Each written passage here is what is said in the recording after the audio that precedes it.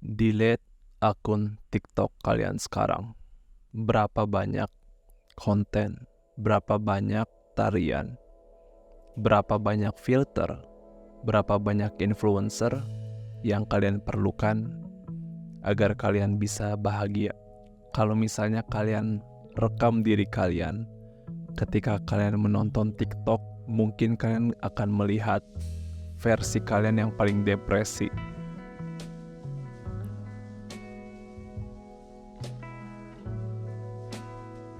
Bayangin dari video ke video lain, dari satu video ke video lain, tapi wajah kalian gak ngerasa bahagia.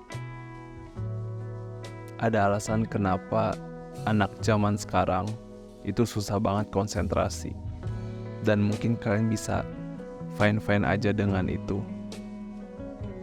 Mungkin kalian gak menjadikan itu sebuah masalah, tapi di masa depan, untuk bisa bertahan hidup, untuk bisa berjuang, kita harus butuh yang namanya konsentrasi, kerja keras. Dan dengan kalian mengkonsumsi TikTok itu, kalian bakalan ngerasa bahwa informasi itu harus secepat itu, informasi itu harus singkat, dan kalian mungkin gak bakalan bisa terima yang ngelihat tulisan banyak sedikit aja udah males. Apa kalian mau jadi pribadi yang seperti itu? Kalian itu menjadi budak dari handphone itu. Lu bukan memiliki handphone lu, tetapi sebenarnya handphone itu memiliki kalian. Handphone itu memiliki konsentrasi lu. Handphone itu memiliki emosi, kesenangan lu. Handphone itu juga memiliki jati diri kalian. Handphone gua sengajain delete sosial media. Habis itu gua nggak nyalain notifikasi gua, matiin semua bunyi-bunyi. Gue juga nggak bisa double tap kalau misalnya nyalain layar. Seminimal mungkin interaksi dengan HP kalian. Kalau bisa kalian, kalau misalnya lagi kerja, kalian airplane mode. Mungkin kalian bisa bilang itu terlalu ekstrim, tapi pada dasarnya menurut gua untuk kita jadi sukses di zaman sekarang itu butuh hal yang ekstrim juga. Gua gak pernah konsumsi TikTok.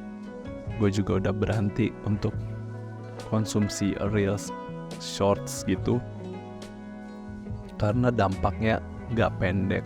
Gua tahu mungkin TikTok itu kalian coping, berbohong kepada diri kalian sendiri bahwa itu sebuah hiburan. Bro, bayangin itu sebuah hiburan. Kalian ngerasa kalian layak untuk mendapatkan hiburan, padahal orang tua kalian mungkin lagi susah mikirin kalian, gimana menghidupkan kalian. Dan itu bener-bener kejam menurut gua kalau misalnya kita make waktu kita untuk Instagram nonstop 24 jam nonstop, sedangkan orang tua kita mikirin kita secara nonstop. Bagaimana cara bayar SPP, bagaimana cara bayar mobile data kalian agar anaknya bisa komunikasi dengan teman-temannya. Menurut gua, TikTok itu hanyalah coping mechanism. Atau kalian hanya ingin kabur dari realita. Kalian kepengen kabur sejauh-jauhnya dari permasalahan yang kalian punya. Kalian kepengen, ya udah deh nanti aja dibahasnya. Yang penting gua kepengen scrolling terus TikTok. Ketika ada masalah itu datang kepada kita, aduh kok gini ya, kok gue kesusahan ya. Kalian pernah gak sih ketika kalian lagi depresi, kalian lagi stres berat-beratnya, gue buka TikTok sebagai solusi. That's fucked up, man. Itu benar-benar menurut gue menyedihkan. As a gentleman, sebagai laki, ketika ada masalah kita hadapin,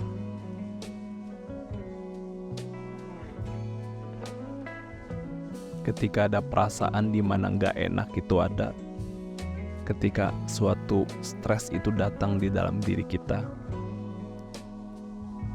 Kita bisa menanyakan kenapa stres itu bisa terjadi.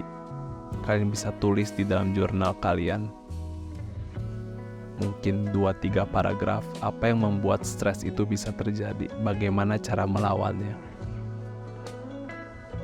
Kalau kalian bisa ngelihat hal itu, gue yakin kalian juga bisa secara perlahan untuk menangani masalah-masalah yang lebih besar. Kita ini cowok, kita ini gentleman, kita ini ada tanggung jawab untuk memberi makan anak kita di masa depan. Apa iya kita mau jadi pria yang biasa-biasa saja? Kalau misalnya kayak gitu ya udah fair enough, gak apa-apa gitu. Kalau misalnya mau jadi suami yang masih nyicil, masih kayak oh iya keluarga kita masih belum pensiun, masih bingung gimana cara bayarin ini bayarin itu, gue yakin penonton gue gak mau jadi laki-laki yang seperti itu. Jadi ada baiknya mulai dari hari ini kalian persiapin. Gua tahu ini berat, gua tahu ini bukan suatu hal yang mungkin bisa selesai dalam satu malam. Tapi gua yakin kalau misalnya kita berani keluar dari TikTok, keluar dari sosial media, itu dampaknya jauh lebih besar, jauh lebih berarti. Ada research yang mungkin kalian sudah tahu, namanya percobaan marshmallow, The Marshmallow Test. Bukunya dari situ. Jadi ada anak-anak dikumpulin dalam sebuah ruangan, satu-satu dites. Dia dikasih satu marshmallow di dalam satu piring. Dia bilang kalau misalnya kalian bisa nunggu 10 menit, maka bakalan dikasih lagi marshmallow yang lainnya, dan itu akan terus bertambah. Dan kalian pasti duga, dan benar sekali, kebanyakan orang mereka langsung ambil pleasure itu, mereka langsung ngambil marshmallow itu. Tapi ada beberapa persen, sekian persen yang menunggu sampai 10 menit, dan akhirnya mereka mendapatkan marshmallow yang kedua. Dan ternyata setelah mereka lihat kembali, ternyata benar orang-orang yang menunda marshmallow itu ternyata jauh lebih pintar dalam akademis, memiliki otak yang lebih cerdas dibandingkan orang-orang yang langsung makan marshmallow. Itu istilah dari instant gratification dan delay gratification. Kalian mau pilih mana? Kalian mau indulge, memanjakan diri kalian dengan konten-konten zaman sekarang? Kalian makan langsung ambil dikit-dikit konsumsi, dikit-dikit scrolling. Atau kalian mau menunggu untuk masa depan kalian fokus dengan tujuan hidup kalian dan yang nantinya bisa menuai yang lebih besar? Atau pertanyaan singkatnya, lo kalau misalnya lihat konten yang keren-keren, indah-indah, tempat yang indah, kalian mau lihat dari HP atau kalian benar-benar datangin tempat itu karena kalian sudah sukses? Gue harap video gue bisa mengubah kalian untuk menjadi pribadi yang lebih baik, untuk menjadi father figure di masa depan kalian. Karena kita tahu, sebenarnya kita tahu dari diri kita, untuk menjadi bahagia, untuk menjadi fulfill, untuk ngerasa bahagia, bersyukur, itu gak butuh TikTok, gak butuh sosial media. Kita tahu itu kan. Alasan kenapa tingkat depresi makin tinggi belakangan ini dibandingkan tahun-tahun lalu, itu semua karena sosial media. Butuhnya validasi, butuhnya sebuah kenyamanan yang singkat. Kita menjadi gentleman yang lemah dibandingkan dengan generasi-generasi sebelumnya.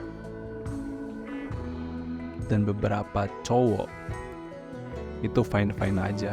Beberapa cowok justru malah kecenderungannya jadi gay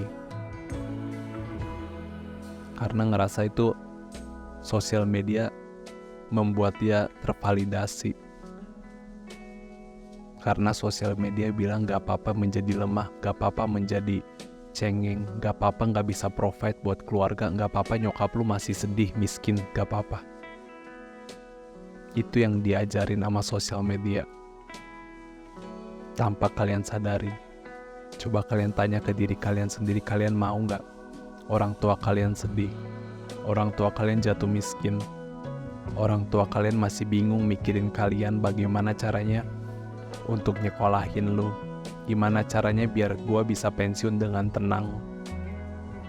Apa kalian pernah mikirin itu pas scrolling Instagram? Gua harap kalian pasti bisa. Gua yakin kalian pasti bisa. I'm rooting for you.